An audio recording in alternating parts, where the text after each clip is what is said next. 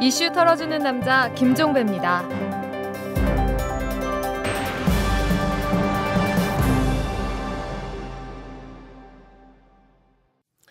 7월 25일 목요일입니다. 자, 오늘도 오마이뉴스의 박정호 기자가 이탈남의 문을 열어드립니다. 안녕하세요. 네, 안녕하세요. 자, SNS 한 뉴스 시작할까요? 네. 황우여 새누리당 대표가 어제 당 최고 중진 연석회의에서 남북 정상회담 회의록 실종 사태에 대해 예전에 사초에 관한 범죄는 참수로 벌했다는 발언을 했는데요. 새누리당 내부의 흐름을 보면 이 발언이 어떤 세력을 겨냥했는지는 다들 짐작하실 것 같습니다. 그렇죠. 황 대표의 참수 발언을 접한 많은 트위터 이용자들은 적반하장이란 반응을 보였는데요.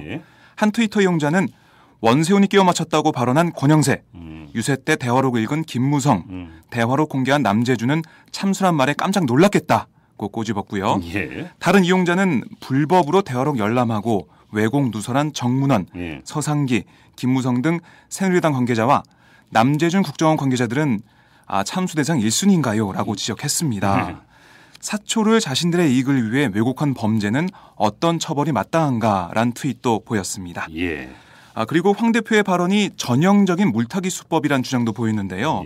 한 트위터리아는 제왕적이고 전근대적인 발상도 끔찍하지만 국정원 대선 개입을 덮기 위해 회의록 실종 책임론만 제기하는 새누리당의 무책임한 발상이라고 비판했습니다. 그리고 다른 이용자는 국정원 국정조사 제대로 하고 특검으로 대화록 진실 규명을 하자고 우선순위를 정하기도 했습니다. 다음 소식은요? 윤창중 전 청와대 대변인의 성추행 의혹 사건을 수사 중인 미국 경찰이 관련 수사 내용을 이미 연방 검찰청에 넘겼다고 밝혔는데요. 지난 5월 8일 성추행 경범죄로 신고된 이번 사건에 대한 수사가 마무리되고 이제 공은 검찰로 넘어간 셈입니다. 미국은 이게 이제 다르니까 수사권을 경찰이 갖고 있으니까 수사를 끝냈다는 건 아니겠습니까? 이제 그러면서 사법처리 수순에 들어갔다 이렇게 봐야 되는 거죠. 이제 검찰이 판단하게 될 텐데요. 그래서 체포영장 청구 여부가 조만간 나올 것으로 보입니다. 이 소식에 대해 많은 트위터 이용자들은 윤 전 대변인이 미국에서 철저한 조사를 받아야 한다고 입을 모았습니다. 한 트위터 이용자는 전 청와대 대변인 윤창중은 미국 가서 조사받고 처벌받을 생각이 없는 듯하니 박근혜 대통령이 결자해지 차원에서 꼭 미국으로 보내라고 주장했고요. 다른 이용자는 윤창중이 미국 검찰에 불려가는 비행기 안에 사식으로 라면 한 사발 넣어주고 싶은데 어디에 주문하면 되나요? 같이 하실 분 없나요? 라고 꼬집었습니다. 또 다른 트위터리아는 윤창중 사건이 개인 일이라고요? 대통령 공식 일정 중에 대통령 대변인 자격으로 나갔는데요. 미국 검찰에 송치된 건 윤창중 개인이 아니라 대한민국입니다. 라고 씁쓸해했습니다. 또한 윤창중이 기소되면 청와대나 국정원은 엄한 사람 고소 말고 윤창중을 고소해야 하지 않을까라는 의견과 이번 기회에 한미 간의 성범죄 처벌을 강화하고 범죄자를 인도해 제대로 처벌받게 하자는 의견 그리고 그것은 미군도 마찬가지라는 댓글도 보였습니다. 그리고 어제와 마찬가지로 오늘도 종합상황 정립한 트윗이 있었는데요. 생활의 달인들이란 제목인 것 같습니다. 암기의 달인 김무성, 댓글의 달인 국정원, 터치의 달인 윤창중, 소설의 달인 조중동, 빈곤의 달인 전두환, 사기의 달인 이명박, 창조의 달인 박근혜, 그래도 우린 극복의 달인이란 트윗이 눈길을 끌었습니다. 인상적이네요. 재밌습니다. 알겠습니다. 수고하셨습니다. 고맙습니다. 재벌과 모피아의 함정에서 탈출하라. 종횡무진 한국경제. 재벌 개혁에 앞장서온 김상조 교수. 그가 한국경제에 던지는 8가지 질문. 우리가 몰랐던 한국경제의 진실을 파헤칩니다. 더 이상 경제 권력자들의 눈속임에 속지 마세요. 종횡무진 한국경제. 오마이뉴스가 만드는 책 오마이북.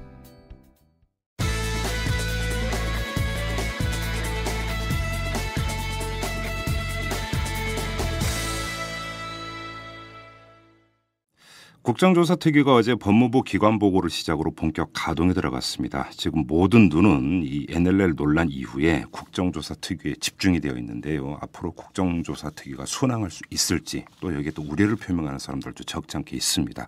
자, 오늘 이 문제를 털어볼 텐데요.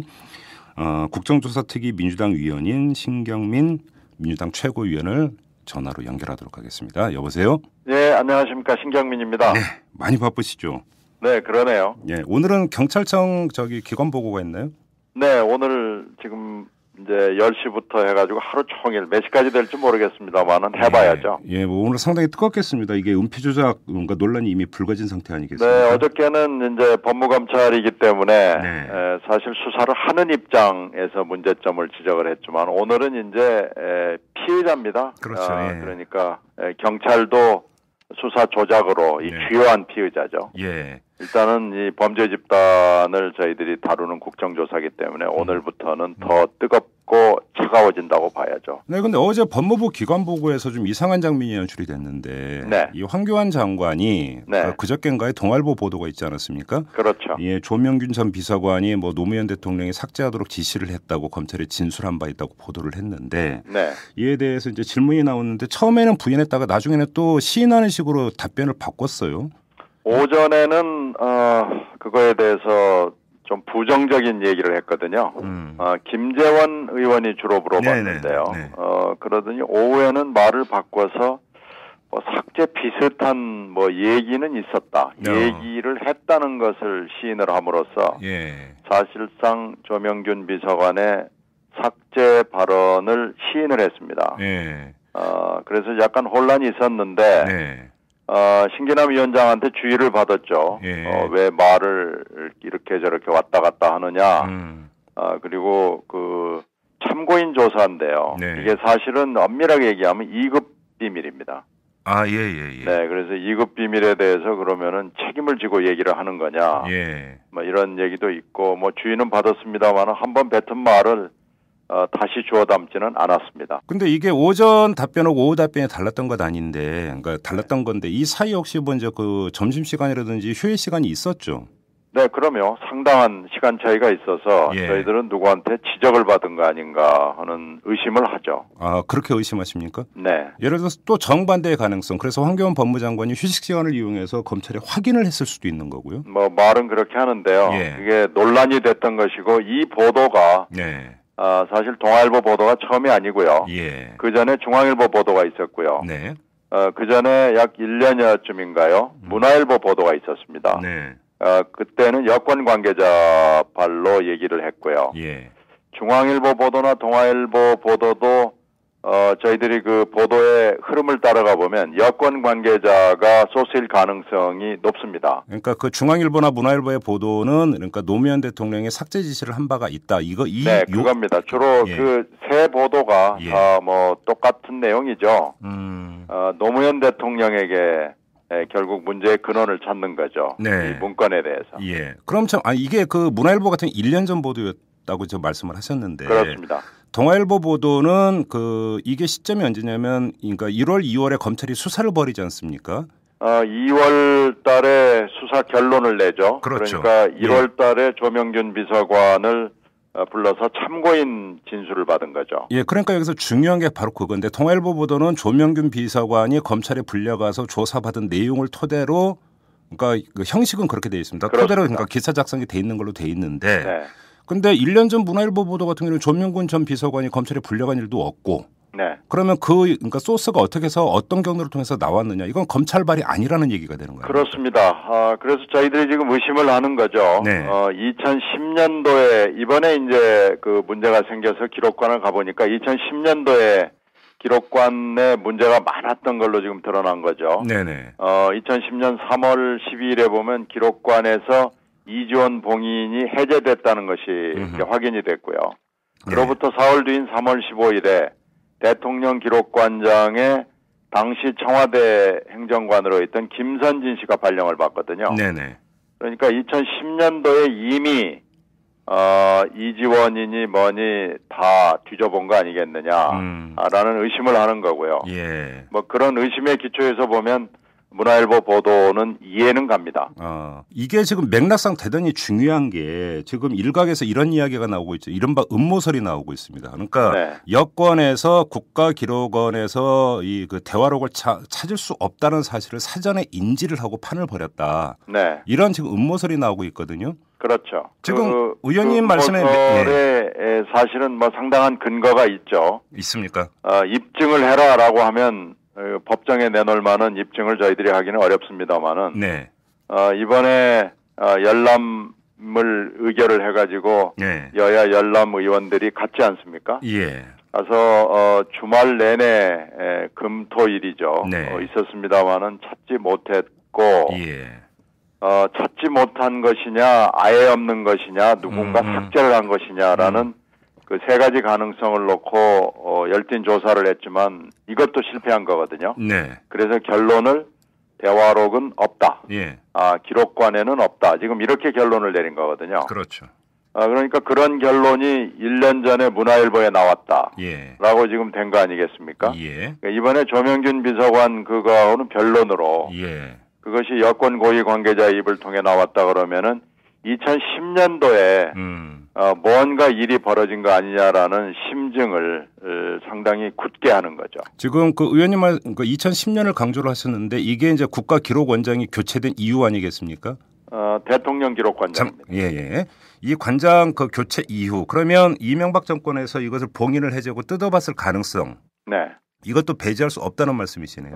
물론 변명은 있습니다. 네. 이지원 봉인을 왜 해제했냐 그랬더니 온습도와 관리 상태를 점검하기 위한 거다라고 그랬는데 이게 과연 절차에 따른 것이냐라는 것도 분명하지 않고요. 네.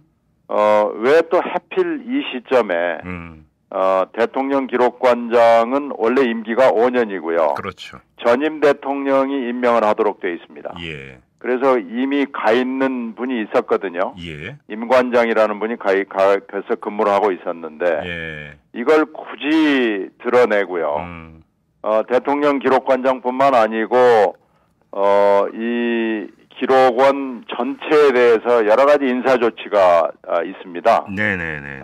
이것도 지금 조사를 해야 될 대목이죠. 직원까지 인사 조치가 있었습니까? 네, 직원들이 뭐 이것뿐만 아니고 전문직들이 대거 물러나고요. 예. 스스로 물러난 건 물론 아니죠. 형식은 스스로 물러났지만요.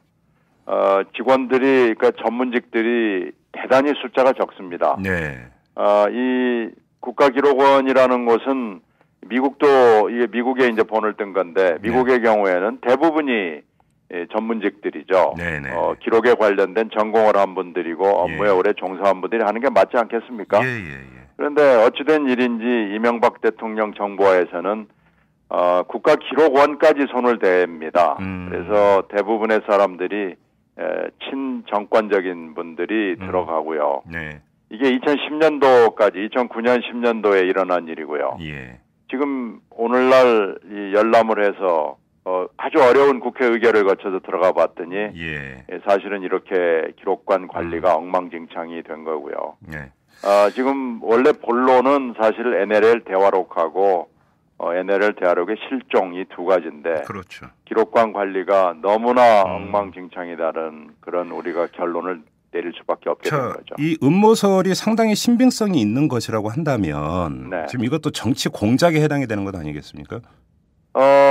지금 이 근원을 따지고 올라가면은요. 저는 이것을 장명을 NLL 거대 음모, NLL 작전이라고 이름을 붙였습니다. 이 NLL 작전이 2007년 대선과 2008년 취임 이 즈음부터 시작이 된 거 아니겠느냐 라고 봅니다. 그리고 그걸 보는 데는 상당한 근거가 있습니다.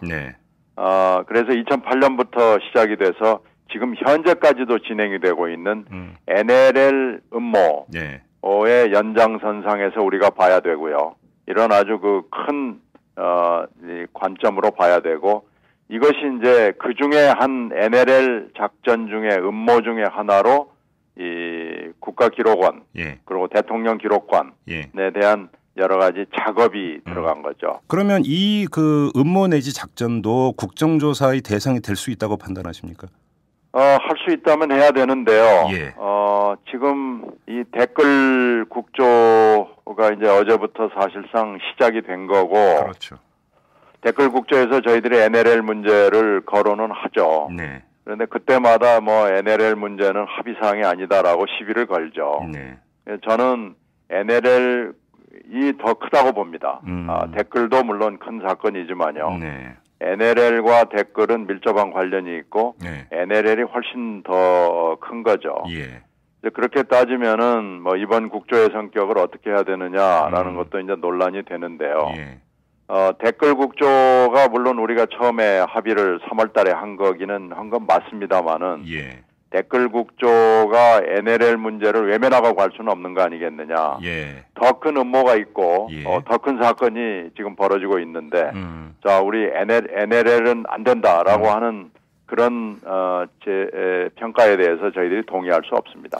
제가 이렇게 여쭤보는 또 하나의 이유가 있는데요. 이게 만약에 거대한 음모 내지 작전 차원이었다고 한다면 복귀를 해보면 6월 말에 국정원에서 탈법적으로 대화록을 공개를 해버리지 않습니까? 그렇죠. 6월 24일입니다. 그렇다면 이것도 그러니까 작전의 일환이라고 봐야 되는 것 아니겠습니까? 그러니까 대선 전과 대선 후가 약간 작전의 양상이 다르죠. 예. 이 NLL이라는 것은 원래 거대한 이 계획의 목적은 야권 압살입니다. 야권을 아주 숨도 못 쉬게 하겠다는 건데요. 그러다가 보니까 이 작전 진행 중에 여권 내지 집권층의 그 위기가 생기지 않습니까? 그렇죠. 예. 위기가 생길 때마다 이 NLL이 등장을 합니다. 그렇죠. 그러니까 대선 전에는 12월 11일 역삼동 오피스텔 사건과 12월 16일 TV 토론 대패라는 위기가 발생할 때 이 NLL 작전이 등장을 하고요. 2013년도 올해 들어서는 대선 후지만 위기는 계속되죠. 그 위기가 촛불과 시국선언입니다. 이때 이제 남재준 원장이 국정원장이 주연으로 등장을 해가지고 6월 20일에 발췌문을 공개하고 24일에는 급기야 전문을 공개하고 또 비난이 쏟아지니까 7월 10일에는 NLL 해석판까지 냅니다. 그러니까 세 차례에 걸쳐서 공격을 하는 거죠. 이 NLL 작전은 지금도 계속되고 있다고 봐야 됩니다. 그러니까 이게 이제 그 의원님 표현대로 작전이든 아니면 음모 공작이든지 간에 국정원이 거기에 그 발을 담갔다라는 얘기밖에 안 되는 거 아닙니까? 결국은. 국정원은 담글 수밖에 없는 게요. 이 NLL 문건을 가지고 있고요. 처음에는 두 개 보니 하나는 대통령 기록관에 있고 하나는 국정원에 있는 걸로 알았습니다만은 어느 순간에 국정원 기록본이 유일하다는 것을 알았고요. 물론 녹음 파일을 또 찾아봐야 되겠습니다만 녹음 파일도 지금 국정원에 있는 것만이 유일하다고 보면 유일본을 갖고 있다는 걸 확인한 순간이 있을 겁니다. 그렇겠죠. 그렇게 따지면은 국정원은 이걸 가지고 무슨 작전이든지 어떤 음모든지 할 수 있다는 얘기가 되는 거죠. 그러니까 지금도 계속해서 NLL을 가지고 작전 가능한 거죠. 그 이제 국정원은 이제 그 내일인가요? 그러니까 기관 보고가 있으니까 거기서 이제 캐 묻는다 치더라도 국가기록원 관계자들을 증인으로 채택을 해서 이 문제를 좀 그 심층적으로 캐고 들어갈 필요는 있는 거 아니겠습니까? 그러면? 이건 아마 지금 국조에서는 다루기가 좀 어려워진 것 같고요. 아 그렇습니까? 이건 아마 이제 검찰로 가든지 특검으로 가든지 그건 여야가 또 논의를 해봐야 되겠죠. 지금 이 국정원에 에서 이제 이 문제를 다루기에는 일단은 국가기록원 문제는 조금 좀 궤도에서 벗어나 있습니다. 알겠습니다. 그래서 NLL 작전은 큰 덩치로 세 개죠. 이런 거대 NLL 거대 음모가 있고 대화록 실종이 있고 기록관 관리가 있는데요. 기록관 관리까지 저희들이 이번 국조에서 다루기에는 조금 시간도 부족하고 벅찬 느낌이 있습니다. 알겠습니다. 그리고 어제 이 특위에서 박영선 의원이 제기한 내용이 있었는데 그 동아일보 보도 있지 않습니까? 아까 언급했던 이게 검찰 쪽에서 최경환 새누리당 원내대표에게 그러니까 건네졌고 정보가 그래서 최경환 원내대표가 또 그 기자에게 전했고 그래서 이 기자가 사회부 기자에게 토스를 해서 사실 확인을 해서 보도를 했다 이렇게 지금 그 주장을 했어요. 이 주장은 상당한 근거를 갖고 있는 주장입니까? 그건 박영선 의원이 들은 얘기라서 제가 직접 확인하기는 좀 어렵고요. 뭐 심증은 있지만 이것도 입증을 하라고 그러면은 뭐 조금 쉽지 않은 문제는 있습니다만은 한 가지 제가 저기서 말씀드리고 싶은 것은 이 관련 보도 그러니까 이 조비서관의 문제랄지 여권의 고위 관계자를 통한 1년 전 문화일보 보도랄지 이런 것을 보면은요 일정한 흐름이 있습니다. 일단 그 NLL 기록 대화록에 관해서 뭔가 알고 있다는 느낌을 주는 것이고요. 예. 보수 언론들을 통해서 나오는 흐름이 있고요. 네. 이 흐름에 일관성이 있는 것을 보면은 박영선 의원이 주장하는 그 내용도 약간의 진실을 담고 있는 거 아니냐 확인은 필요하지만 그렇게 평가합니다. 알겠습니다. 어제 박범계 의원이 또 폭로한 내용이 있습니다. 그 권영세 녹취 파일 중에서 일부를 다시 공개를 했는데, 근데 좀 이게 저도 좀 이렇게 쭉 봤는데 그 내용만 갖고 보면은 이게 해석의 여지가 좀 있을 것 같은데요. 민주당에서는 그걸 어떻게 해석을 하고 있는 겁니까? 그게 약 1시간 반 정도에 걸친 내용이고요. 지금 어저께 공개한 분량과 지난번에 공개한 분량은 사실 그 중에 일부인데요. 그렇죠. 그 모임의 성격과 그 전체 1시간 반 분량의 내용을 들어보면은 대충 박범계 의원이 내놓은 해석이 정확합니다. 그러니까 제가 지금 해석하는 것도 그 파일에서 도움을 많이 받았고요. 제가 이 NLL 음모, NLL 작전이라고 얘기하는 근거도 권영세 의원의 파일 내용에 많이 근거를 했고, 또 하나 결정적으로 도움을 준 분은 사실은 김무성 의원이죠. 김무성 의원이 최고 중진회의에서 얘기한 내용을 종합하고 권영세 파일을 종합하고 정문원 의원의 오마이뉴스 인터뷰하고요. 그리고 이명박 대통령의 조선일보 인터뷰 뭐 이런 것들을 다 종합한 거거든요. 그리고 이철우 의원도 또 여러 매체와 인터뷰를 했고요. 박근혜 후보 시절에 박 후보도 여러 군데에서 회견과 인터뷰를 했습니다. 사실은 이런 것들을 종합한 것이지요. 어떻게 보면 소중한 제보자들이 여권의 그 최고위 층입니다. 알겠습니다. 자, 오늘 이제 그 경찰청 기관 보고가 있는데 역시 핵심 중에 핵심은 김용판 전 서울경찰청장이 주도했던 그 심야 그 기자회견 이거 아니겠습니까? 그렇습니다. 자, 여기서 이제 가장 궁금한 부분은 김용판 뒤에 누가 있느냐의 문제일 것 같은데. 그렇죠. 혹시 좀 민주당에서 이와 관련해서 추가로 조사하고 한 내용이 있습니까? 지금 여기서 그 말씀해 주십시오 하면 말씀 안 해주시는 거죠? 심증은 가죠. 저희들도 이거 열심히 분석을 해서 누가 어떻게 했는지 심증이 가는 사람들이 있고요. 그분들이 오늘 이름을 저희들이 낼 수 있을지 없을지는 모르겠습니다만은 저희들은 좀 일정 부분 짐작하거나 알고 있는 부분은 있습니다. 그게 이제 지금까지 나왔던 얘기는 새누리당 대선 캠프, 국정원, 그다음에 김용판 서울경찰청장. 이른바 이 삼각 커넥션 구조가 형성되어 있었고 그 커넥션 구조 하에서 그 심야의 기자회견이 나왔다. 이게 지금까지 일반적인 가설이거든요. 그 가설이라기보다는 글쎄요. 뭐라고 말씀을 드릴 수 있을지 모르지만 가설보다는 훨씬 진전된 그렇습니까? 사실의 차원에 있는 것들이 꽤 있습니다. 그러면 이제 오늘 국조특위에서 그것을 입증할 수 있는 근거가 상당 부분이 제시가 될 수가 있는 겁니까? 뭐 오늘 할지 오늘 김용판 전 청장은 나오지 않을 거거든요. 그러니까 김용판 전 청장이 청문회에 나오는 자리에서 할지 그건 좀 생각해봐야 되겠습니다.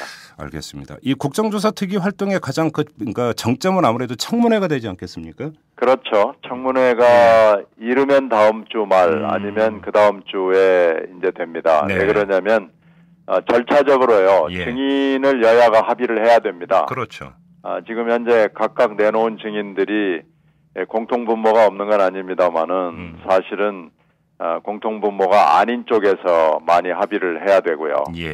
이 합의가 오늘 이루어지면 오늘로부터 일주일 뒤에 청문이 가능합니다. 이게 청문 그 소환 일자가 필요하거든요. 그래서 그렇게 계산을 해보면은 이르면 다음 주 말 아니면 그 다음 주에 청문이 결정이 돼야 되고 또 청문을 며칠 동안 할지도 아직 합의가 돼 있지 않고요. 합의가 돼 있지 않는 이유는 짐작하다시피 이 여권에 있거든요. 결국은 개문발차네요. 지금 국정조사특위는. 개문발차라는 표현이 아주 적합한데요. 저는 거기다가 더해서 시동이 들어왔다 꺼졌다 지금 그런 상황입니다. 그래서 이 차가 갈 길은 먼데 위험하죠. 네. 문발차에다가 시동도 불안하고 이게 좀 엔진이 불량 엔진이 장착이 된 것 같습니다. 아, 그래요. 지금 바로 그 점인데요. 지금 많은 국민들은 이 국정조사 특위가 순항할 수 있겠느냐 여러 네. 좀 전에 이제 증인 스택 문제도 언급을 하셨습니다만 이런저런 사유로 이게 계속 파행으로 가다가 결국 힘을 잃어버리는 거 아니냐 이렇게 우려하는 국민들도 많아요. 네, 뭐 그 우려 저희들도 알고 있고요. 예. 그러나 제도권 안에서 예. 국정조사라는 상당히 그 소중한 절차에 지금 저희들이 들어간 거거든요. 네네네. 그러니까 결론은 저희들이 내리기가 어렵지만 네. 전망도 쉽지 않지만 그래도 개문발차라도 해야 되지 않느냐. 그것이 국민 여망에 부응하는 거 아니겠느냐라는 판단에서 네. 지금 나오는 건데요. 그렇죠. 이게 뭐 어렵다는 거 다 알고 있습니다. 네. 하여튼 열심히 해서 네. 작은 팩트라도 진실에 가까이 다가설 수 있는 것을 하나라도 내놔야죠. 네네. 알겠습니다. 뭐 지금 그 시간이 워낙 없으시기 때문에 인터뷰는 여기서 좀 마무리를 하도록 하겠습니다. 말씀 잘 들었습니다. 네, 고맙습니다. 네. 이슈 털어주는 남자 김종배입니다. 냉철한 분석, 깊이 있는 통찰로 우리 사회 현안을 털어드립니다.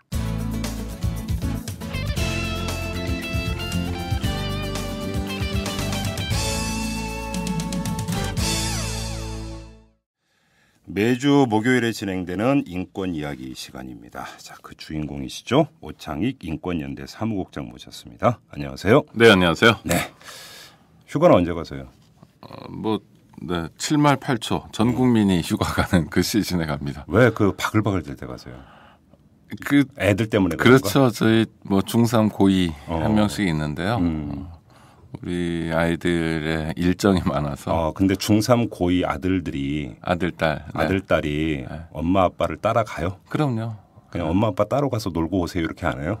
전혀 저희 집 친구들은 말 잘 듣습니다. 네, 저희가 또 다양한 유인 사이가 좋나 보네. 네, 사이도 좋고요. 유인 요소도 만들어 놓고요. 어떤 요소? 아니요, 그러니까 뭐 가고 싶은데 가도록 하고 여행 계획을 같이 짠다든지. 네, 그래서 하여튼 재밌어합니다. 그래요? 저희는 경조사 같은데도 가급적 같이 다니고요. 있으면 집에 있으면. 근데 거기 아빠의 일방적인 해석 아닐까 혹시? 아니 근데 하여튼 뭐 안 가 뭐 바빠 이러면 그만이니까 그래도 네, 잘 따라 나섭니다. 보통 중학교 가면 안 따라 나선다고 하는데 네. 그거는 그 길들이기 나름인 것 같아요. 아니 자꾸 버릇을 해야죠. 자꾸 부모하고도 움직이고 같이 대화도 하고 어디 가보기도 하고 이런 습관이 몸에 붙어야 따라다니는 거지.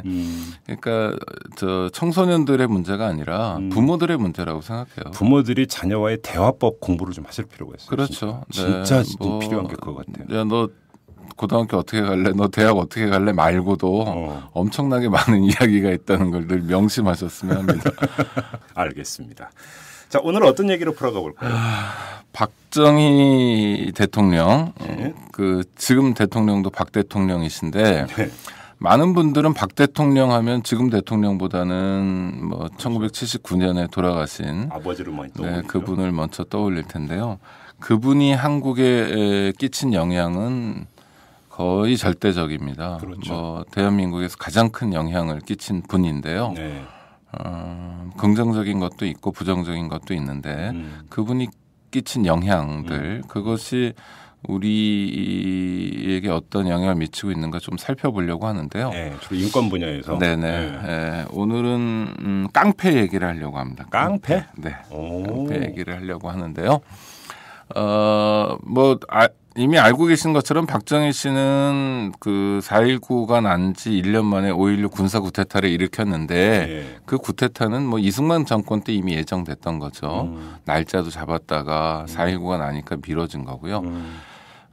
그런데 이제 군사 구테타를 아무런 명분도 없이 다만 뭐 장면 정부가 무능했다, 혼란스러웠다 이런 명분으로 이제 군사 구테타를 일으키고 부하들 이끌고 와서 한강다리 건너오고 뭐 정부 부처 장악하고 이랬는데요. 명분이 부족하지 않습니까? 그렇죠. 뭐 혁명 공약이라고 내세웠는데 뭐 반공을 국시로 한다든지 또 두 번째 혁명 공약은 별로 많이 기억 못 하는데 유엔 헌장의 정신에 따라서 뭐 이런 대목이 있습니다. 아, 그랬어요? 네, 유엔 헌장이라는 게 전부 다 제일 많이 튀어나오는 얘기가 인권 얘기거든요. 유엔의 설립 이념이 인권과 평화니까. 그러니까 인권과 평화를 주요 내용으로 하는 유엔 헌장을 두 번째 혁명 공약으로 내세우고 있고요. 그거는 뭐 한국 전쟁 때 이제 유엔 군이 참전했다든지 또 그 당시에는 10월 24일 유엔 창설 기념일을 공휴일로 했습니다. 유엔데이라고. 예, 기억나요. 좋았던 시절이죠. 저 어릴 때 진짜 유엔데이 기억나요. 네, 좋았던 시절입니다. 10월 1일 국군의 날, 10월 3일 개천절, 10월 9일 한글날, 10월 24일 유엔데이. 그래서 10월 달 달력만 보면 가슴이 벌렁벌렁하던 그런 좋은 시절이었습니다. 유엔 성냥도 있었는데. 유엔 성냥은 지금도 있습니다. 지금도 나오나요? 네. 그래서 하여튼 구테타를 했는데 명분 전혀 없습니다. 원래 예정됐던 거고 인사상 불만을 품은 정치군인들이 그다음에 8기생들 김종필 씨를 중심으로 해서 연대해가지고 이제 구테타를 일으킨 거죠. 일으키고 난 다음에 뭐 국정을 자기들이 수행해 가죠. 헌법 기능을 정지시키고 입법, 행정, 사법을 전부 통화해 가지고 국가재건 최고회의라는 곳에서 이제 국정을 농단합니다. 의장은 처음에 이제 육군참모총장인 장도영 씨가 됐는데 그건 뭐 잠깐 뭐 바지사장처럼 앉혀놓은 거고요. 그렇죠. 박정희 씨가 진행을 합니다. 이때 이제 국민들의 신망을 얻어야 되는데 그럴 수 있는 게 많지 않았어요. 일단 1961년이라는 상황이 전쟁 끝난 지 8년밖에 안 되는 상황이어서 전쟁에 대한 공포라든지 또 북한에 대한 경계 이런 게 상당한 수준이어서 반공을 제일로 내세웠는데 막말로 반공이 밥 먹여주는 건 아니었죠. 그래서 좀 민중들이 피부로 느낄 수 있는 뭔가 화끈한 걸 해야 되는데 이게 많지 않았습니다. 그게 이제 깡패 소탕이었습니까? 네, 그러면? 그렇습니다. 왜냐하면 자유당 정권이 그야말로 깡패 정권의 면모가 많았습니다. 그 드라마 야인시대가 갑자기 막. 그렇죠. 네, 그 시라소니, 4.19 이후에 이제 이정재, 임화수 이런 사람들이 검거되고 그랬는데 이 중에서 뭐 이정재 같은 사람은 자유당 감찰부장 같은 걸 지내요. 그러니까 깡패인데 집권 여당의 공식 직함을 가지고 있었습니다. 이기붕과 아주 결탁하면서 상당히 중요한 역할을 합니다. 그리고 뭐 야당 집회를 습격한다든지 또 4.19 때 특히 문제가 됐던 건 고대생 습격 사건 아니었습니까? 맞아요. 4월 18일 4.19 전날 고려대생들이 이제 집회를 하고 시위에 나서니까 도중에 숨어 있던 그 깡패들이 학생들을 공격해서 유혈이 낭자한 유혈극을 만들어내기도 하고 그랬습니다. 하여튼 이런 기억이 국민들에게 있지요. 그다음에 뭐 금품 갈취형 조폭도 있고 전쟁이 끝난 지 얼마 안 되는 상황이기 때문에 그 뭐 산업화도 잘 안 됐고 그래서 먹고 살기 힘든 젊은이들이 자기 주먹 하나만 믿고 까부는 일들도 많았습니다. 그것에 대한 깡패들에 대한 원성이랄까 뭐 이런 것들이 정말 국민적으로 많이 있었고요. 조직 깡패는 아니더라도 동네 건달들도 좀 문제가 있었죠. 그래서 이제 박정희가 집권을 한 다음에 구테타를 일으킨 다음에 깡패 소탕을 정면에 내세웁니다. 근데 깡패를 소탕하려면 뭐 법률적 근거도 있어야 되는데 법률적 근거는 형법이라는 데 다 있습니다. 이를테면 폭행을 행사하면 뭐 당연히 처벌받고요. 폭행을 행사해서 상해를 입혀도 처벌받고 그러는데 그것 가지고는 안 된다는 판단을 했는지 아주 강력한 법률을 새로 만들어냅니다. 그게 뭐예요? 이게 폭력 행위 등 처벌에 관한 법률인데요. 폭처법? 네, 폭력 행위 등 처벌에 관한 법률. 이 법률은요, 이 국가재건 최고회의에서 만든 법입니다. 그럼 그때 처음 나온 거예요? 네네. 이 무슨 얘기냐면 국가재건 최고회의는 국민이 선출한 대의기구가 아니에요. 국회가 아니에요. 그렇죠. 국회를 해산해 버렸거든요. 그러니까 군인들이 자기들끼리 입법, 행정, 사법을 다 하면서 소위 점잖게 표현하면 이걸 비대의 기구라고 하는데 그냥 일종의 헌법 밖에 있는 유령 조직 같은 겁니다. 뭐 쉽게 얘기해서 이장반장 통장 혼자 다 한 거죠. 그렇죠. 그래서 여기서 이제 법률을 만들어요. 그런데 이게 얼마나 졸속으로 만들어지냐면 자 5.16 군사 구테타가 61년 5월 16일 날 일어나죠. 그렇죠.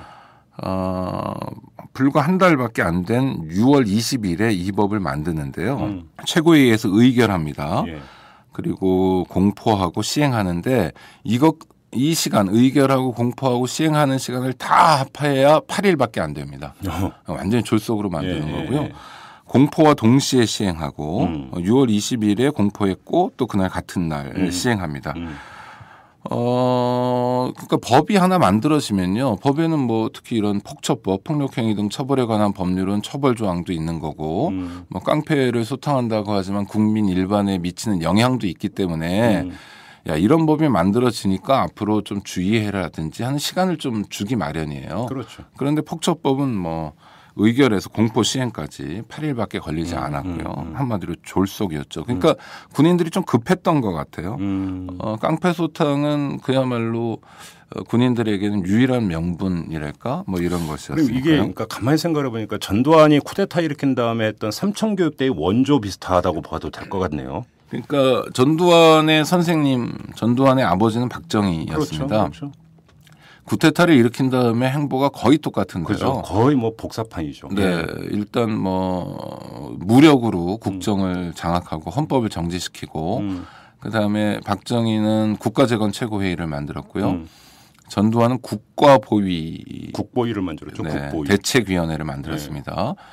그러니까 이게 다 둘 다 비대위 기구입니다. 그러니까 여기서 법률도 막 만들고 그래요. 하여튼 그 폭처법을 만들었는데 폭처법은 뭐 명분은 이제 뭐 집단적으로 상습적으로 폭력행위 등을 자행해서 사회 질서를 문란하게 하고 사회적 불안을 조성하는 자 등을 처벌함에 있습니다.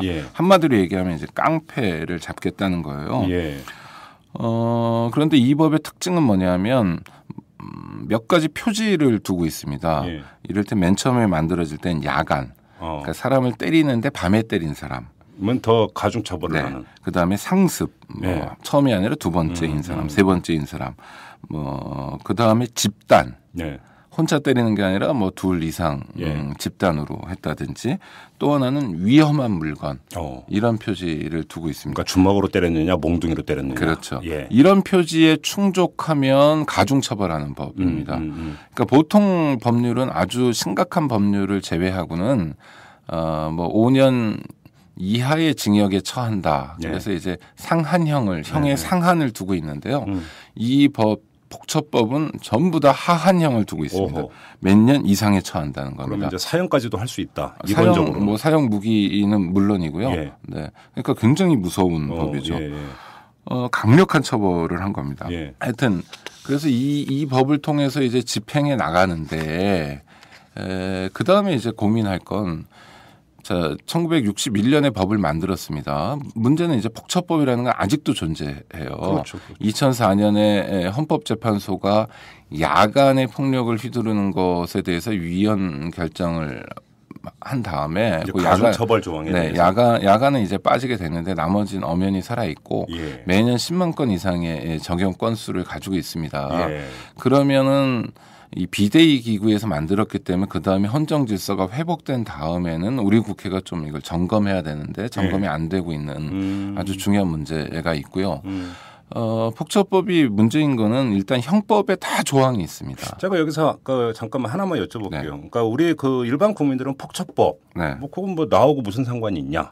주로 조폭들 상대하는 거 아니냐? 이렇게 생각을 하는 분들이 꽤 계실 거예요. 근데 그게 아니라는 말씀이시죠 지금? 전혀 아닙니다. 그러니까 예를 들어서 술 먹다가 드자비질을 했어요. 그러다가 주먹이 오고 갔어요. 그것도 폭처법 적용을 받습니까? 그럼요. 형법 적용을 받는 게 아니라? 그럼 이거는 그러니까 우리나라의 첫 번째 문제는 가장 중요한 게 형법이에요. 근데 형사법에는 특별법이 굉장히 많습니다. 폭처법도 대표적인 형사특별법이에요. 그러니까 형법으로 해야 법이 안정됩니다. 어떤 잘못을 하면 어떤 처벌을 받는다. 물론 형법 조문을 국민들이 다 일일이 들여다보진 않지만 그래도 좀 이렇게 단일화돼 있고 좀 체계를 가지고 있어야 되는데 뭐 성폭력 특별법도 그렇고 여러 가지 특별법들이 굉장히 많습니다. 국회의원들이 이런 법들을 많이 만들어내요. 마치 법을 많이 만드는 게 의정활동을 잘하는 거다라고 착각하는 분들이 있는 것 같은데요. 자, 폭처법 적용 건수가 매년 10만 건이 넘는데 한참 많을 때는 뭐 30만 건이 넘었습니다. 근데 2004년 위헌 결정 이후에 이제 줄어들긴 했는데요. 깡패가 얼마나 있나를 생각해 보면 됩니다. 야, 한 해에 10만 건이 넘으면 그게 다 깡패를 대상으로 온 건 아니죠, 당연히. 아니죠. 예. 그러니까 깡패가 얼마나 있느냐라는 통계가 있어요, 우리나라는. 아, 있어요? 네. 얼마나 된다? 경찰청에서 매년 이제 깡패 조직이 몇 개고 예. 깡패 조직원이 몇 명이다 이런 걸 하는데요. 국정감사에 자료도 제출합니다. 예. 경찰청 자료에 의하면 2012년 작년에는요. 예. 전국에 217개의 폭력 조직이 있었고요. 예. 조직원 수는 5,384명입니다. 아, 그래요? 네, 2011년에는 조금 더 많아서 220개의 조직, 5,451명의 조직원이 있었으니까 약간 줄었습니다. 그러니까 경찰이 폭력 조직의 수와 조직원 수를 정확히 파악하고 있는 겁니다. 이게 무슨 뜻입니까? 부처님 손바닥 위에 있다는 겁니다. 그렇죠, 그렇죠. 경찰이 폭력 조직을 완전히 파악하고 있고 또 완벽히 통제하고 있다는 겁니다. 그런데 한 200개 조직 또 5천여 명의 조직원 조폭이 있는데 검거 실적도 상당합니다. 2011년 통계를 보면요. 2011년에 5,451명의 조직원이 있었다고 말씀드렸는데요. 네. 이 중에 3,990명이 검거됩니다. 뭐 경미한 사건도 많았던 것 같아서 구속은 719명만 있었고요. 3,271명이 불구속됐는데 자, 2011년 조폭의 조직원이 5,451명인데 3,990명을 검거했으니까 검거율이 얼마냐면 73%입니다. 그러면 조폭이 거의 한 70%는 와해가 돼야 되는 거 아닙니까? 네, 그러니까 이론상으로는 늘 들락날락하는 거예요. 네. 그러니까 조폭은 정말 한국에서는요 경찰에게는 꼼짝 말하는 겁니다. 이런 얘기를 들으실 때 아 이게 상식에 위배된다, 상식적이지 않다. 어떻게 조폭이 경찰에게 꼼짝 못하냐라고 생각하시는 분들도 있는데 이 드라마나 영화 생각하시면 안 되고요. 현실에선 그렇습니다. 2011년에 조현오 경찰청장 이분이 뭐 지금도 재판받고 계시던데 이분이 갑자기 경찰관들이 조폭에게 밀리는 일이 있다. 세상에 이렇게 무기력할 수가 있어? 다음부터 상가에선가 뭐 그 사건이 있었죠. 인천 길병원 장례식장 사건입니다. 경찰이 이렇게 조폭한테 밀려 다음부터는 총을 쏴서라도 박살을 내라 이런 지시를 합니다. 맞아요. 그러니까 일선 경찰관들이 막 부글부글 끓었어요. 당신은 총 한번 쏴봤냐 뭐 이런 얘기도 하고 조현오 씨는 뭐 정기 사격 말고는 총을 쏴본 일이 없는 사람이죠. 어떤 일이 있었냐면 인천 길병원 장례식장에서 조폭 가족이 이제 돌아가시는 일이 있었는데 조문을 왔습니다. 근데 그 중에 한 사람이 이 조직을 떠나서 배신한 사람이 조문을 온 거예요. 이건 뭐 영화의 한 장면 비슷해요. 네가 여길 어떻게 나타났냐 뭐 이런 거예요. 그러다가 말다툼을 해서 칼부림이 났습니다. 그런데 그 직전에 그 장례식장 앞이 가보신 분은 아시겠지만 2차선 도로입니다. 그러니까 좁은 도로에 조폭은 딱 보면 보이잖아요. 그렇죠. 똑같은 헤어스타일에 똑같은 의상, 뭐 그다음에 한마디로 깍두기. 네, 인사 잘하고 뭐 형님 뭐 이러면서. 그러니까 지나다니는 시민들이 뭐 여러 사람이 동시에 갑자기 조폭들이 나타나니까 불안한 거예요. 경찰에 신고를 했습니다. 인천 남동경찰서 형사들이 출동을 했는데 현장에 5명이 출동을 했습니다. 출동해 있는 상황에서 칼부림이 난 거예요. 그러니까 형사들이 들이닥쳐가지고 한 번 찌른 다음에 2번은 못 찌르게 하고 범인을 검거했습니다. 그 자리에 조폭 130명이 있었어요.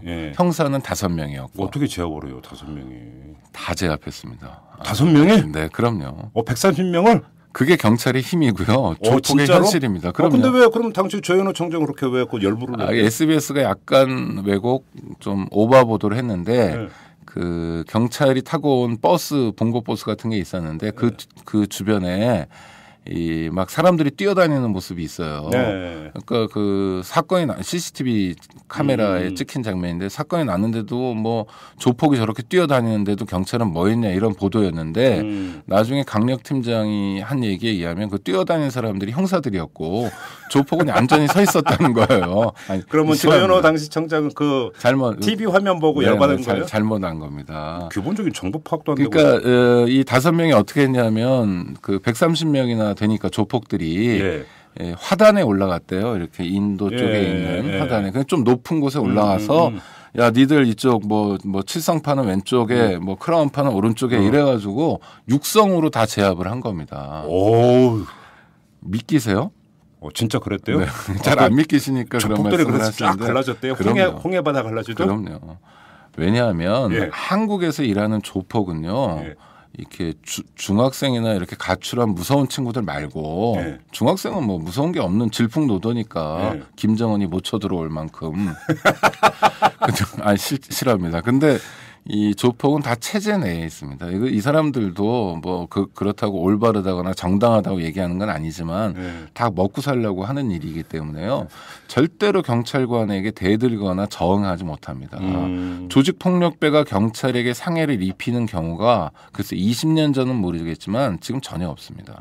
만약 그렇게 되면 정말 박살납니다. 경찰이 가만히 있지 않아요. 근데 지금 말씀을 듣다 보니까 제가 궁금한 게 하나 있어요. 그러니까 지금 경찰이 조폭의 조직 수와 조직원 수까지 깨알같이 다 파악을 하고 있잖아요.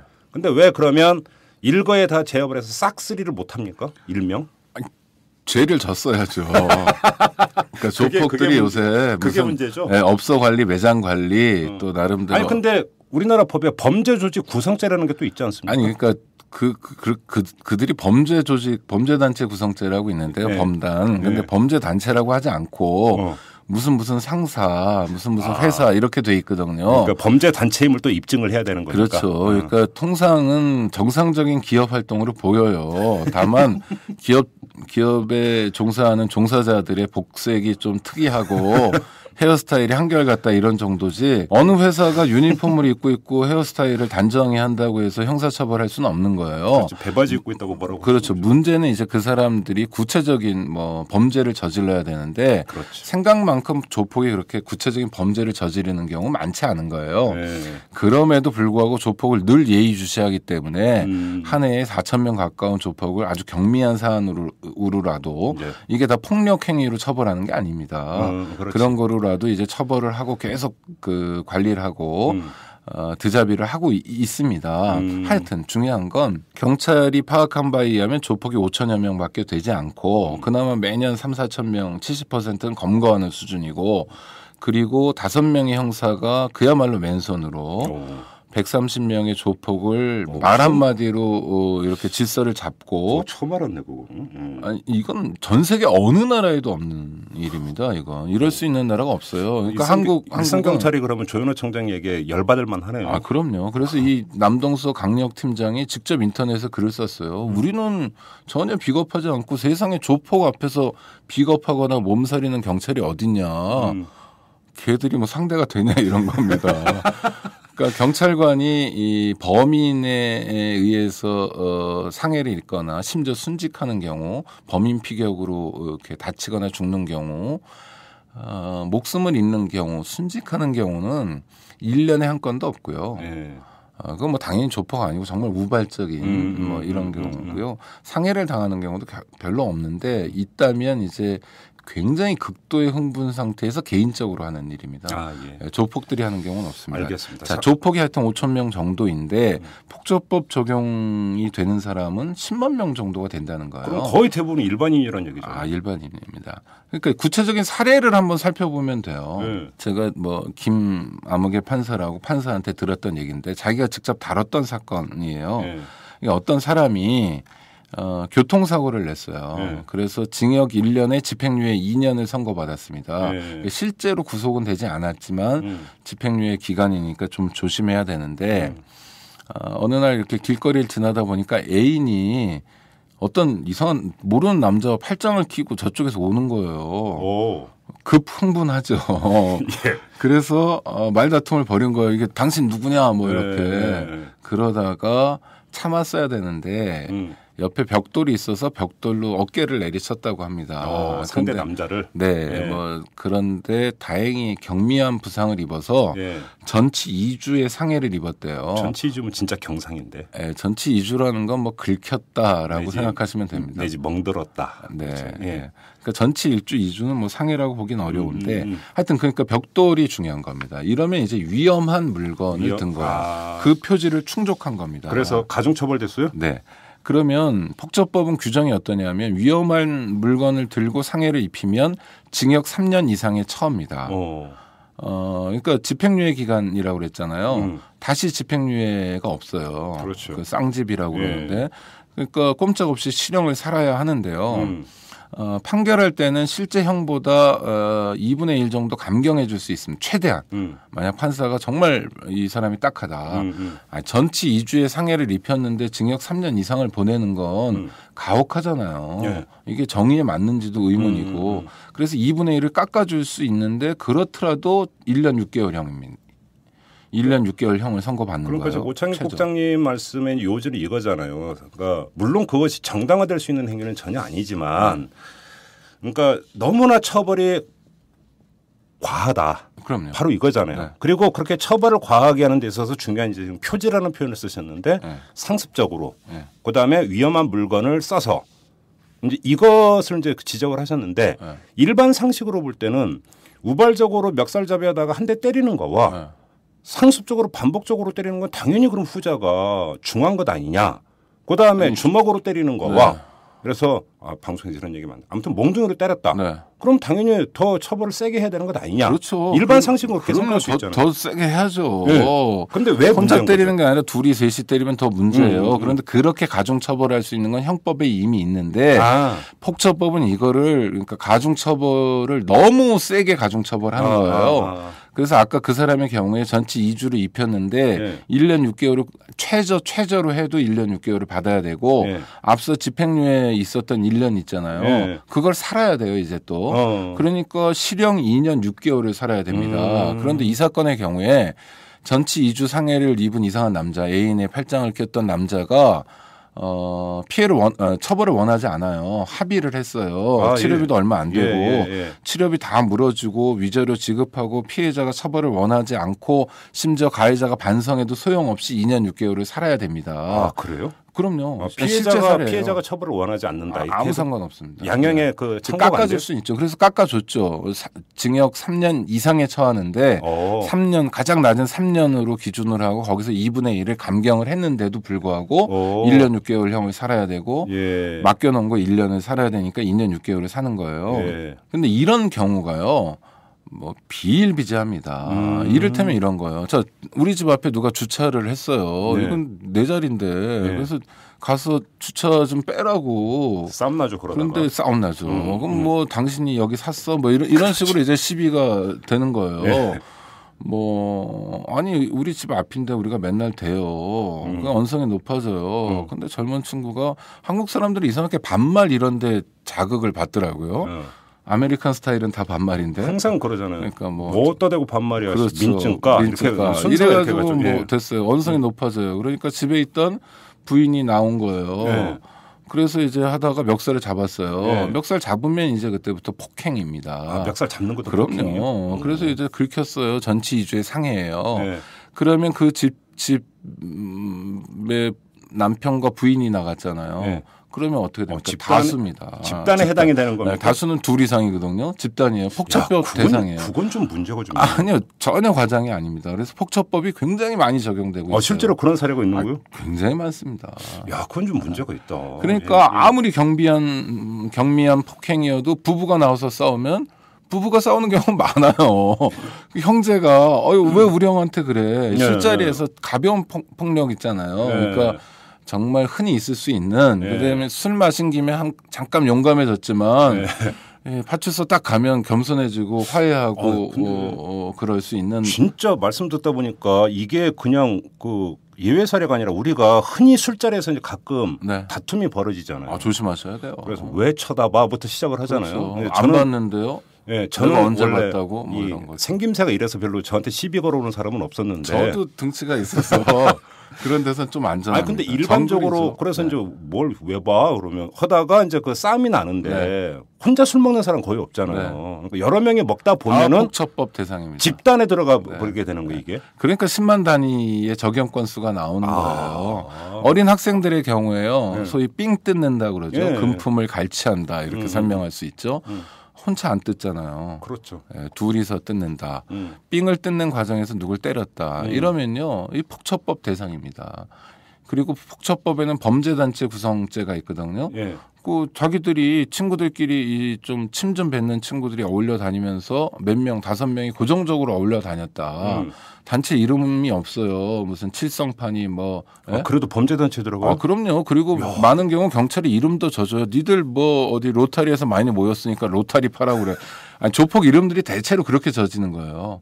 너네 김태촌이 뭐 조카랑 누구랑 알잖아. 태촌이 신태촌이 파 뭐 이렇게. 그래서 조폭 이름들이 굉장히 관변 냄새가 많이 납니다. 그럼 집단 얘기에서 제가 하나 여쭤볼게요. 네. 그러니까 5명 대 1명이었는데 네. 5명 중에서 때린 사람은 1명이었고 4명은 그냥 지켜만 봤어요. 폭처법 때. 그래도 집단에 해당이 됩니까? 그럼요. 그래도 네. 집단 인치가 아니라 네. 그래도 그러니까 어떤 범죄 예를 들어서 특수강도다. 네. 그럼 주거침입 강도다. 그러면 집에 들어와서 강도짓을 하잖아요. 집에 들어간 범죄자가 있지만 망범 범죄자가 있잖아요. 예. 이 범죄자도 특수강도 혐의를 그대로 적용합니다. 특수강간이다. 예. 그러면은 뭐 특수강도 강간이다. 강도를 하면서 강간을 했어요. 정말 나쁜 범죄자죠. 망봤잖아요. 망본 사람도 똑같이 적용됩니다. 근데 아니 그런 경우는 그러니까 사전에 모의를 했으니까 네. 그렇다고 하더라도 예를 들어서 길거리에 가다가 드자비질을 했는데 5명이 가다가 1명하고 이래서 우발적으로 싸움이 붙었는데 네. 나머지 4명이 그냥 같이 가기만 했던 건데 네. 그래도 집단에 그러니까 해당이 그게 됩니까? 어떻게 입증되느냐 수사기관이 어떤 방향으로 몰고 가느냐에 따라 다른데요. 예. 공동 공모정범이라고 하는데 그 공범으로 공동으로 모의하지 않았다는 걸 자기가 입증해야 돼요. 그런 게 이제 알리바이입니다. 알리바이라는 게 현장 부재만 입증하는 게 아니라 예. 범행에서 자기가 특별한 역할이 없었다거나 심지어 예. 범행을 만류했다는 걸 입증할 수 있어야 하는데 예. 그 입증 쉽지 않습니다. 그러네요. 그러니까 이제 폭처법이라는 게 자, 박정희가 깡패 소탕을 해서 그거로라도 국민들의 뭐 선심 이런 차원에서 뭐 군인들이 정권을 잡고 있는 상황이니까 깡패들이 까불 수 있는 상황이 아니었어요.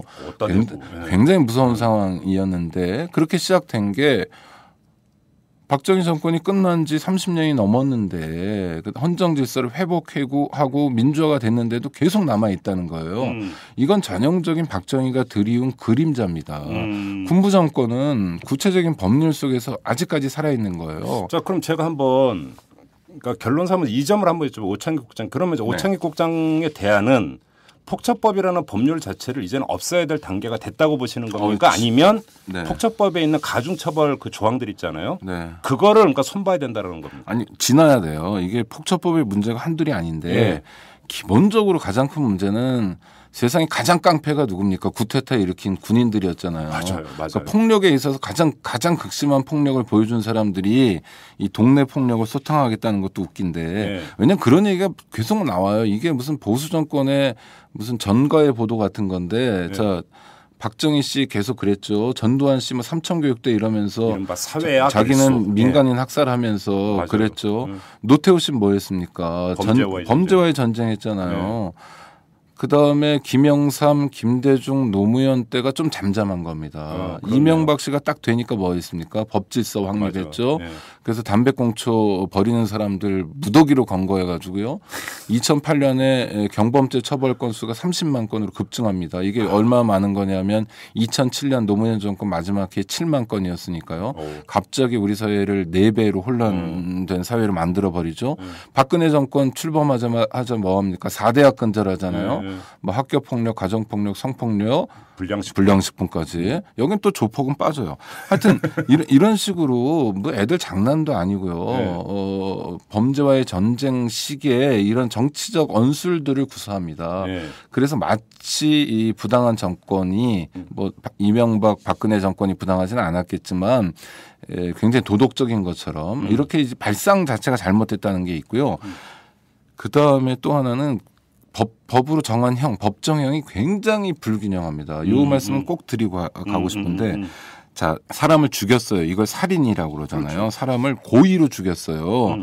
그러면 형법 규정 250조인데 사람을 살해한 자는 사형 무기 또는 5년 이상의 징역에 처합니다. 네. 그러니까 사람을 죽이면 누구나 다 5년 이상에 처하는 거예요. 이때는 이제 하한형으로 둬요. 왜? 살인이라는 게 굉장히 끔찍한 무서운 범죄니까요. 그런데 폭처법은요. 단체로 위험한 물건을 들고 상해를 입히면 5년 이상의 징역입니다. 똑같네. 사람을 죽인 거나 똑같네. 단체로 뭐 상해를 입히는 거나 똑같은 거예요. 그러니까 굉장히 잘못된 거죠. 또 더 이상한 것들도 많습니다. 형법에서 그 상해치사, 그러니까 사람에게 상처를 입혔는데 사람이 죽게 됐어요. 고의로 사람을 살해한 건 아닌데 폭행치사, 상해치사 이런 게 있죠. 이런 상해치사는 3년 이상의 징역형에 처합니다. 그런데 폭처법은 상습폭행만도 3년 이상입니다. 상습폭행이라는 게 한 사람을 계속 매일처럼 때린다는 게 아니라 폭력 전과가 있는 사람이 또 폭력을 하는 거예요. 그러니까 간단히 말씀드리면 낮에 어떤 사람이 이 사람을 칼로 찔러서 죽였어요. 그러면 이제 살인의 의도가 없으면 이게 상해치사가 되기 때문에 3년 이상의 유기징역형에 처해지는데 그런데 폭처법은 뭐 범죄단체를 구성하면 수개는 사형 무기 10년 이상 징역, 간부는 5년 이상의 징역 또는 무기, 가입한 자는 1년 이상의 유기징역 뭐 이렇고 미수범도 처벌하고 그다음에 위험한 물건을 뭐 휴대한 자, 제공한 자, 알선한 자도 3년 이하의 징역에 처하고 굉장히 과잉입니다. 그러면 형법으로 그냥 그 통합시켜버리면 그럼요. 특별법은요. 정비해야 됩니다.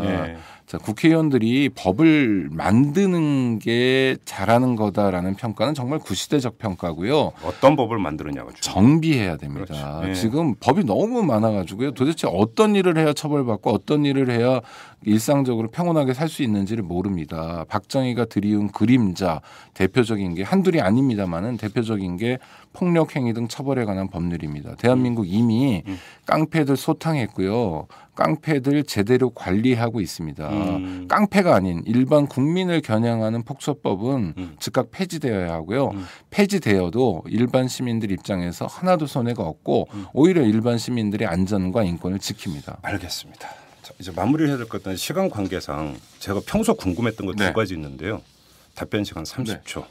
하나는 제가 이제 그러니까 이게 뭐 이제 우발적으로 싸움이 붙었는데 이른바 쌍피가 되지 않습니까? 그러니까 치고받으면. 그런데 이때 되죠. 먼저 때린 사람이 더 처벌이 중하다 이런 얘기가 있는데 맞습니까? 그럼요. 시도했으니까인데 근데 거의 비슷합니다. 그러니까 그래서 가벼운 폭행은 시비를 누가 걸었느냐가 중요한 게 아니라 누가 먼저 때렸느냐가 더 중요하다. 그럼요. 맞습니까? 그래서 쉽지 않으시겠지만 그런 술자리에서 누군가 때리면 참으세요. 그냥 맞고 계시면 그 속설이 맞군요. 돈도 벌고. 두 번째 뭐냐면 물론 싸움을 즐기는 사람이 있는 거 우발적인 경우인데 안경을 안 쓴 사람의 얼굴을 때리는 거와 안경 쓴 사람의 얼굴을 때리는 게 다릅니까? 다르죠. 그래서 안경이 위험한 게 이게 깨져거나 이러면 위험합니다. 맞습니까? 제가 정확히 알고 있는 거예요. 알겠습니다. 안 싸우는 게 좋고요. 그냥 시비하면 자리 피하시고요. 누군가 때리시면 그냥 맞아 주세요. 근데 그게 사람 이상 잘 안 되니까 그런 거죠. 그런데 정말 그 인간적으로 볼 때는 굉장히 잘못된 일이고 저쪽이 굉장히 잘못한 일이지만 법률적으로 볼 때는 다 대동소이하게 보는 경우가 많기 때문에 우리가 인지상정으로 볼 때 피해자라고 생각할 수밖에 없는 사람이 가해자가 돼서 경찰 수사받고 또 형사처벌받고 또 벌금도 내고 이러면 굉장히 속쓰리고요. 맞아요. 피멍이 오래 갑니다. 그러니까 맞아요. 잠깐 현장에서 좀 참고 피하고 이런 게 지혜로운 태도입니다. 그러니까 아까 제가 여쭤본 게 먼저 때린 사람이 더 처벌이 중하냐가 바로 그런 경우인데 그 국면만 넘어가면 또 이게 해결되는 상황이 많잖아요. 사람이 계속 나를 조롱을 하고 멸시하고 모욕 주고 그래서 참다 한 대 때려갖고 이제 싸움이 시작이 됐는데 그러면 때리면 안 되죠. 내가 사실은 이제 그 처음에 막 조롱받고 온 게 그런 거잖아요. 그런데 법정에 가니까 내가 처벌이 더 중하다. 조롱한 죄보다 때린 죄가 더 크죠. 그러니까요. 이 폭처법은 형법으로 통합을 해서 정비가 될 필요가 있다. 오늘의 결론입니다. 수고하셨습니다. 네, 고맙습니다. 여러분은 지금 10만인 클럽 회원 김미연이 후원하는 김종배의 이슈 털어주는 남자를 듣고 계십니다. 네, 앞서서 이 신경민 민주당 최고위원과 국정조사 문제에 대해서 인터뷰를 했는데요. 참 신경민 최고위원이 이런 얘기를 했죠. 개문 발차를 넘어서 시동이 꺼졌다 켜졌다 하고 있다고 아주 적절한 표현인 것 같습니다. 그만큼 국정조사 특위 한 걸음 한 걸음이 참으로 어렵게 내딛는 발걸음인데 왜 어렵게 내딛는지는 여러분들이 잘 아시겠죠. 아무튼 이 어려운 발걸음 끝에 진실이 있어야 됩니다. 많은 국민들 바로 그걸 기다리고 있는 것 아니겠습니까?